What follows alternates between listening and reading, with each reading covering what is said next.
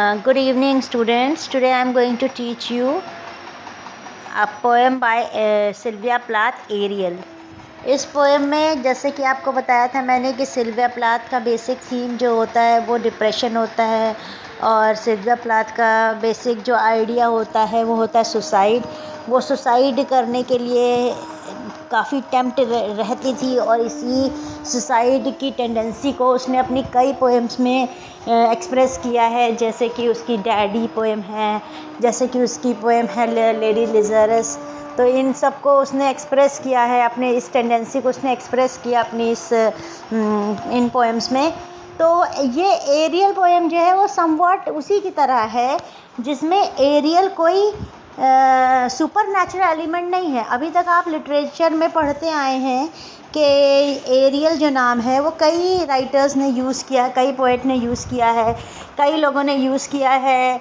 जैसे कि आपको मैं बताऊं, शेक्सपियर ने एक एरियल यूज़ किया है टेम्पेस्ट में, एक सुपर नेचुरल एलिमेंट था, वो एक जिनोम था। और जैसे कि आपको मैं बताऊं कि अलेक्जेंडर पोप ने वर्ड एरियल यूज़ किया है, Ariel as a character supernatural element use किया है, एरियल गार्डिंग एंजल यूज़ किया है। तो उसी तरह से सिल्विया प्लाथ ने भी एरियल वर्ड यूज़ किया है, बट यहाँ पे जो एरियल है ये क्वाइट डिफरेंट है उस एरियल से जो शेक्सपियर ने और पोप ने यूज़ किया है, अलेक्जेंडर पोप ने। अलेक्जेंडर पोप की the rape of the lock में आपने एरियल सुना है, शेक्सपियर में द टेम्पेस्ट में आपने टेम्पेस्ट में एरियल सुना है। तो यहाँ पर एरियल एक हॉर्स का नाम है जो कि सिल्विया प्लाथ के पास सिल्विया प्लाथ इमेजिन करती है अपने एक हॉर्स को, जिसको वो इमेजिन करती है उसके साथ उसके ऊपर बैठ करके एक राइड करना from life to death and then salvation, मोक्ष की तरफ प्राप्ति के लिए उस हॉर्स को वो यूज़ कर रही है। एक तरह से ये इमेजिनरी है, ये कोई रियलिटी नहीं है कि जिसके बारे में सिल्विया प्लाथ बता रही है। सिल्विया प्लाथ ने अपने बहुत ही ब्यूटीफुल वर्ड्स में बहुत ही अच्छे से अपने इनर डिज़ायर को एक्सप्रेस किया है कि एक इंसान की एगनी, एक इंसान की तकलीफ़, उसका कष्ट क्या होता है जिसके वजह से वो अपने आप को इतना दुख देकर सुसाइड करने की सोच लेता है। वो कैसे सोच लेता है कि उसे सुसाइड करना है और वो सुसाइड करेगा या कर लेगा। तो इसके बारे में उन्होंने बताया है। तो सिल्विया प्लाथ की बेसिक थीम्स आपको मैं फिर से रिपीट करती हूँ कि सिल्विया प्लाथ की बेसिक थीम जो होती है सुसाइडल एक्ट होती है, डिप्रेशन होती है, नेगेटिविटी होती है और एस्केप होती है कि इस दुनिया से भाग कर वो दूसरी दुनिया चली जाएगी, अपनी लाइफ को कैसे ख़त्म कर लेगी। तो अभी जो नए पढ़ रहे हैं जिन्होंने डैडी नहीं सुनी है या डैडी पोएम जो मैंने सेंड की थी उसे नहीं सुनी है, तो वो ये जाने कि सिल्विया प्लाथ क्यों मरना चाहती थी। सिल्विया प्लाथ जब 8 साल की थी तो उसके फादर थे ओटो प्लाथ, जो कि एक बायो के प्रोफेसर थे यूनिवर्सिटी में। उन्होंने सुसाइड किया था और वो उसके सामने ही सुसाइड किया था और वो एक बहुत ही क्रूअल फादर की तरह देखती है अपने फादर को। ये एक टेंडेंसी होती, साइकोलॉजिकल एक टर्म है इलेक्ट्रा कॉम्प्लेक्स। इलेक्ट्रा कॉम्प्लेक्स वो कॉम्प्लेक्स होता है जो कि एक लड़की के मन में होता है अपने फादर के लिए एक एक्सट्रीम लेवल पे प्यार, और जब वो प्यार वापस नहीं मिलता है तो वो उस प्यार को इस हद तक समझती है कि जब वो नहीं मिलता तो उसके अंदर नेगेटिविटी अब डिप्रेशन आता है और वो प्यार जो होता है वो अपनी माँ के कंपैरिजन में खड़ा होता है। इतना प्यार कि अपने मदर को अपना कॉम्पिटिटिव समझने लगना, इसको कहते हैं इलेक्ट्रा कॉम्प्लेक्स। ये साइकोलॉजिकल टर्म है और यही प्यार जो था बड़े होकर के जब उसके फादर ने उसके सामने सुसाइड कर लिया और जब वो ज़िंदा भी थे तो उसका एक्सपीरियंस बहुत अच्छा नहीं था अपने फादर के साथ। तो यही बड़े होकर के उसके अंदर रहा, वो डिप्रेशन में रही, वो नेगेटिविटी में रही, वो तकलीफ़ में रही। और जब उसकी शादी हुई, टेड ह्यूग्स करके एक बहुत बड़े पोएट राइटर थे, उनसे शादी हुई, 20th सेंचुरी की उन्होंने शादी करी और उस शादी के बाद उसे उसमें सुख नहीं मिला। 2 बच्चे थे उसके, एक लड़का एक लड़की, और उन्हें छोड़ करके उसने सुसाइड किया था अपने आप को। और सिल्विया प्लाथ हर 10 साल में ट्राई करती थी मरने की। जब वो 10 साल की थी उसने मरने के लिए ट्राई किया। ये बात उसने लेडी लिजरस में अपनी पोएम में कह रखा है, जो शायद आप इस कोर्स में नहीं है, लेकिन एक बार फॉर नॉलेज आप पढ़ सकते हैं। तो वो एमए के कोर्स में, हमारे सेकेंड टर्म के कोर्स में नहीं है, लेकिन आप नॉलेज के लिए पढ़ सकते हैं।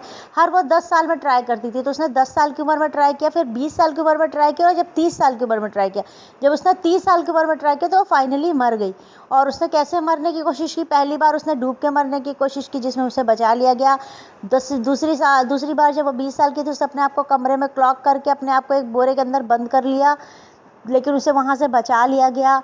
और तीसरी बार उसने देखा कि वो मर नहीं पा रही है किसी भी तरह से, तो उसने क्या किया? उसका पूरा प्लान था मरने का 1 साल पहले से ही, तो उसने प्लान करके अपने घर के किचन को पहले सील किया, बंद किया, टेप से सारे किचन के सारी दरारें बंद करी, गैस स्टोव, अपना गैस का जो सिलेंडर था उसे ऑन किया, और अब उसे बर्न करके अपना चेहरा स्टोव पे रख दिया, ताकि वो किसी भी हालत में बच ना पाए और वो बुरी तरह से मरे। तो वो मर ही जाए, क्योंकि वो 3 बार ट्राई कर चुकी थी, कई बार ट्राई कर चुकी थी, मतलब 3 बार एक ज़्यादा ट्राई कर चुकी थी, जिसमें वो जाती है मौत के करीब, मौत को देख भी लेती है और वापस चली आती है, मतलब फिर भी बचा लिया जाता है। तो इसी एगनी को अब आप ये समझे कि उसके अंदर कितनी तकलीफ़, कितना एगनी होगी, और उसे कितना एक्सपीरियंस हो चुका होगा मरने का। तो वो इसी बात को बार बार कहती है, और इस पोएम में भी उसका आपको रिफ्लेक्शन मिलेगा। आप अब की बार वो जो पोएम लिख रही है, तो उसने एरियल एक हॉर्स को लिया है अपने हिसाब से, एक हॉर्स को समझा है। वो कैम्ब्रिज में पढ़ी थी, और उसका हॉर्स जो था वहाँ पे हॉर्स राइडिंग करती थी, तो जब हॉर्स राइडिंग करती थी उसे बड़ा मज़ा आता था हॉर्स राइडिंग करने में, तो एक ऐसा एक्सपीरियंस है जो उसे अच्छा लगता था।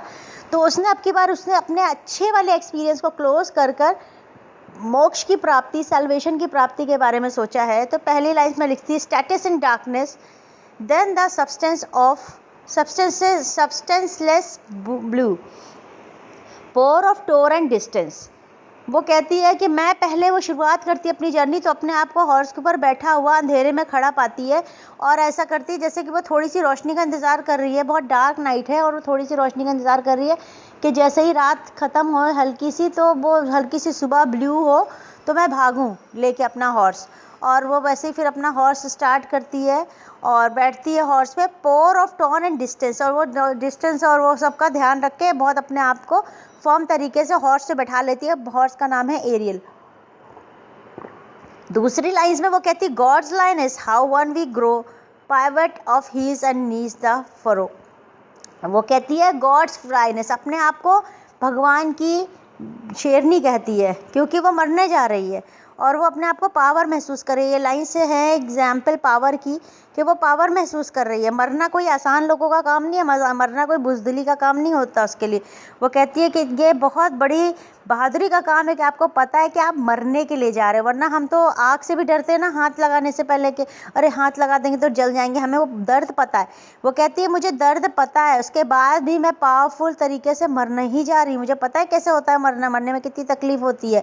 और उसने लेडी लेजरस में 2-3 बार बताया भी है कि मैं कैसे कैसे मरने की कोशिश की हूँ, मैं कैसे गला घोट लिया था अपना, तो आधे रास्ते में मैं पहुँच भी गई और फिर भी लोगों ने मुझे खींच के वापस बुला लिया, मतलब उसे बचा लिया गया था। तो वो कहती है कि ये पावरफुल काम है, मैं गॉड लाइनेस हूँ, अपने आप को गॉड की लाइनेस समझती है कि मैं बहादुरी का काम करने जा रही हूँ। मरना बहुत कोई ऐली गैली बात नहीं है कि बस मैं मर जाऊँगी।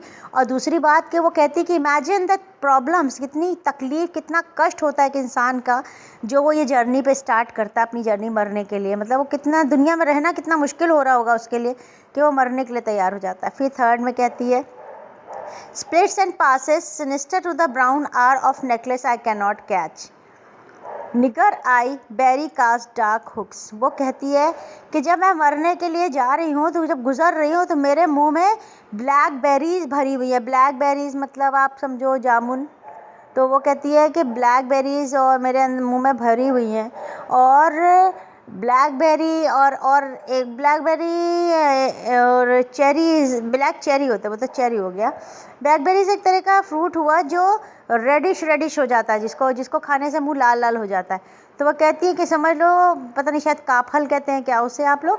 तो वो कहती है कि वो खाने उसको मुंह में डाल, मतलब मेरा मुंह ब्लैकबेरी से भरा हुआ है। एक्चुअली वो ये कहना चाहती है मेरा मुंह खून से भरा हुआ है।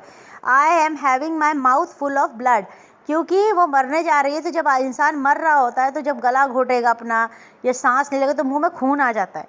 तो वो कहती कि मेरा मुंह खून से भरा हुआ है। जैसे जैसे मैं करीब जा रही हूँ, चलती जा रही हूँ इस हॉर्स के ऊपर, मेरा मुंह खून से भरा है। एक्चुअली मैं वो ये कहना चाह रही हूँ कि ये मौत वाले घोड़े पे जैसे मैं बैठ के मौत की तरफ जा रही हूँ, मेरा मुंह खून से भर रहा, मतलब अब सिम्टम्स आने लगे मरने के। Black sweet blood mouthful shadow something else hauls me through air thighs hair flakes from my heel. मेरा मुंह तो खून से भरा हुआ है, लेकिन मेरे अंदर पूरी ताकत है। जैसे शैडो की तरह मैं बढ़ती जा रही, मेरे अंदर पूरी ताकत, मैं पूरी ताकत लगा रही हूँ अपने हील्स, अपने पैर। जैसे कहते हैं घोड़ा जब दौड़ाते हैं तो किसकी ताकत लगती है? पैर की ताकत लगती है ना। तो वो ये कह रही है कि मेरे पैर, मेरी थाइस, मेरे बाल सब उड़ गए हैं। मैं बहुत तेज फोर्सफुली मौत के करीब भाग रही हूँ। और मैं जब भाग रही हूँ तो मैं जो हवा है मेरे कान में हाउल करते हुए, हाउल मतलब चिल्लाती हुई जा रही है, तीर चीरती हुई जा रही है। आपने देखा होगा जब हम गाड़ी चलाते हैं तो सिंपल चलाते हैं। अगर हम बूढ़े होते हैं तो हम धीरे धीरे गाड़ी चला रहे होते हैं। हम जवान होते हैं तो हम बहुत तेज़ चला रहे होते हैं। तो माइंडसेट जो होता है वो डिसाइड करता है आपकी स्पीड क्या होगी। तो उसके दिमाग में इतना तूफान मचा हुआ है कि उसकी स्पीड बहुत तेज़ है और वो मरने के करीब तेज़ी से पहुंच रही है और वो उसके कान में से हवाएं चीखती हुई जा रही। एक तरह से डरावना दृश्य है, एक तरह से पावरफुल दृश्य है, एक तरह से बहुत ही डिप्रेसिंग भी है।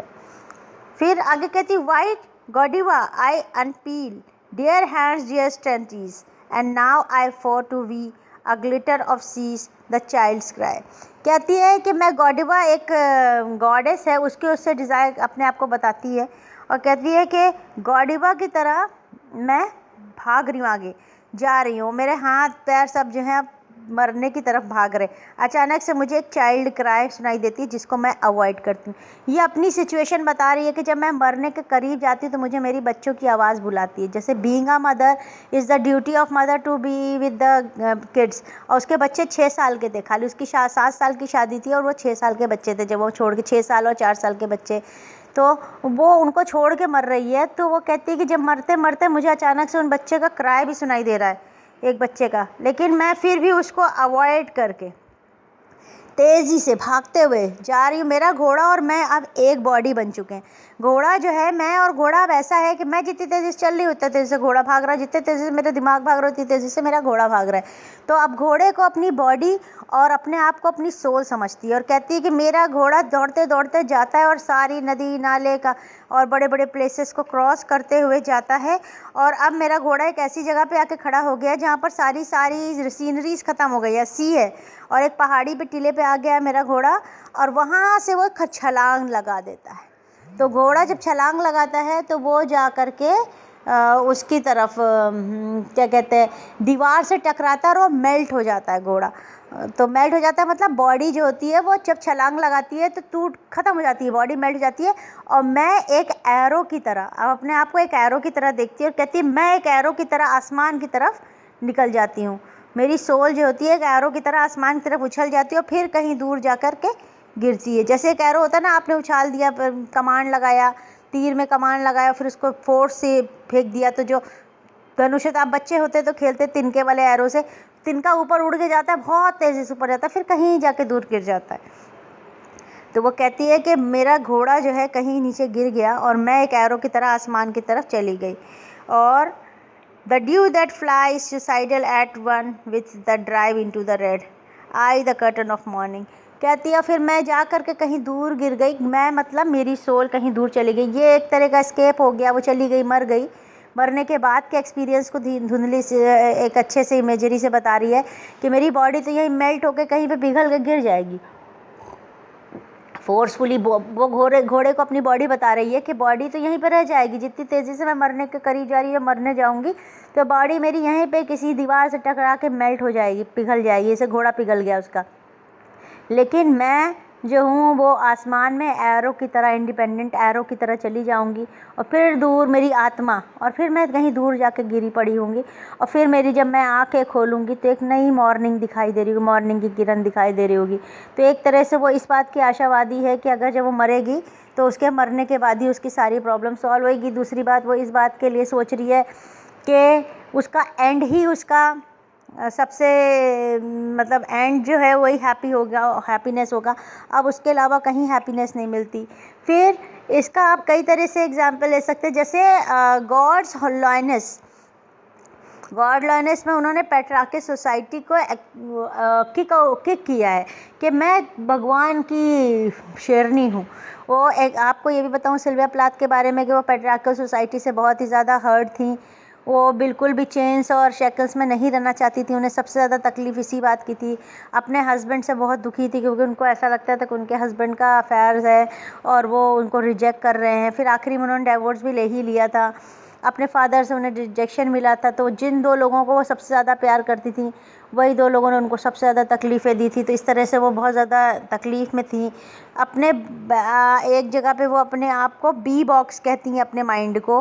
वो कहती है स्टैटिस देन द और सबको हाँ lioness how when we grow pivots of heel and knees the furrow. वो अपने आप माइंड को बी बॉक्स मतलब मक्खियों का छत्ता कहती हैं, क्योंकि वो ये बताती हैं कि मेरे अंदर कितना कुछ सड़ हुआ है, कितना कुछ भरा हुआ है जिसमें मक्खियाँ भिनभिना रही हैं और मैं उस शोर से भाग जाना चाहती हूँ। तो ये एक तरह का एस्केप था उनका लाइफ से, और वो सुसाइड करने वाले की दिमाग की व्यथा को, कंडीशन को, सिचुएशन को अपने वर्ड्स में एक्सप्लेन करती हैं। आई होप आपको समझ में आया होगा। और मैंने आपको नोट्स भी भेजे हैं कि इसमें अलग अलग एग्जाम्पल्स हैं कि वो घोड़े से अपने आप को क्यों एग्जाम्पल लेती हैं। तो वो सब कुछ भी अगर आप अपने आंसर लिखेंगे तो आपका आंसर अच्छा बनेगा, जो कि वो अपने आप को घोड़े से इसलिए लेती हैं क्योंकि जेरूसलम में एक कहानी है आपकी एंग्लो सैक्सन एज की कि जेरूसलम में एक आदमी रहता है जो कि लोगों से बहुत ज़्यादा कर लेता है, मतलब टैक्सेस लेता है। तो उसकी वाइफ उसे मना करती है कि नहीं तुम टैक्सेस मत लिया करो। तो वो कहता है कि अगर तुम ये चाहती हो कि मैं टैक्सेस ना लूँ तो देखो तुम्हारे लोग कितने अच्छे हैं, तो तुम ऐसा करो घोड़े पे बॉडी ओपन बॉडी मतलब बिना किसी क्लॉथ के न्यूड जाओ और देखो कि तुम्हें लोग देखते हैं या नहीं देखते। अगर वो उनमें से एक भी तुम्हें देखेगा तो वो गलत होंगे, लोग होंगे और मैं उनसे टैक्स लेके कुछ गलत नहीं कर रहा। तो वो निकलती है और लोग उसको देखकर गेज़ अपना डाउन कर लेते हैं क्योंकि उन्हें पता होता है कि ये उनके सेवियर है, उनको बचाने के लिए, अच्छे कॉज के लिए निकली है। उसी तरह से बस एक पॉल एक आध लड़का रहता है, वो उसको देख लेता है, फिर वो कहानी आगे बढ़ती है। वो दूसरी कहानी है एंग्लो सैक्सन एज की। मगर ये कहानी आपकी ऐसी है कि आपको ये समझना है वो अपने आप को घोड़े पे एक गुड कॉज के लिए बता रही है, और ये गुड कॉज क्या है? उसकी मौत, जिससे उसको सब चीज़ों से शांति मिलेगी, मोक्ष मिलेगा, सैल्वेशन मिलेगा। Thank you very much.